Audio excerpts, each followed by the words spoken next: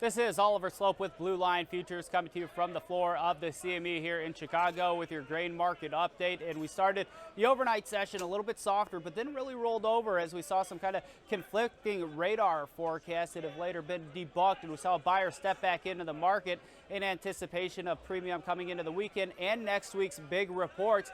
If you recall, Monday's crop progress. Not only are we going to get updated planting progress, but we're also going to get our first look at condition rating. So this is going to be something to keep a very close eye on. Then on Tuesday, a USDA report. So we know that the market sentiment has a bullish tilt to it, and we wouldn't be surprised to see that bullish tilt expand and the premium expand in this market, with traders anticipating more bearish news over the next several sessions. Now, a couple key technical levels to look at as we go into the last trading day of the week. 424 to 425 is a big one for that July corn contract.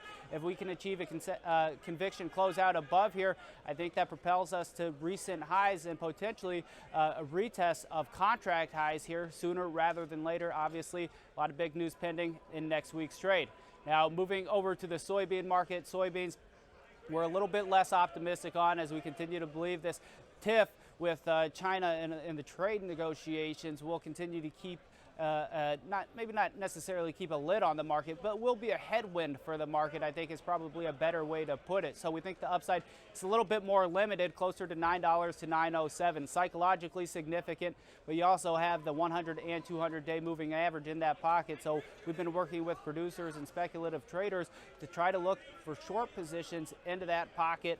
As far as the pivot point going into the end of the week, 868 is the 50-day moving average. If we can close out above here with some conviction, potentially we make a run at that $9 handle.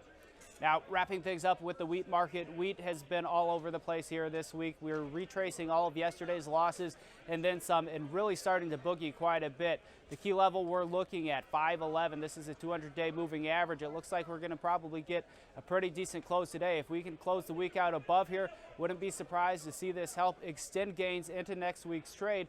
The next line in the sand really doesn't come in until 542.5, which is a key Fibonacci retracement, as well as the top end of the range from the January highs. So a lot of optimism we're feeling in the grain markets, but again, corn probably the most optimistic, wheat probably a little bit more optimistic as well. Soybeans somewhat limited there, so fairly neutral. So that's what we're looking at. That's what you should be looking at too. It's been Oliver Slope with Blue Line Futures from the floor of the CME.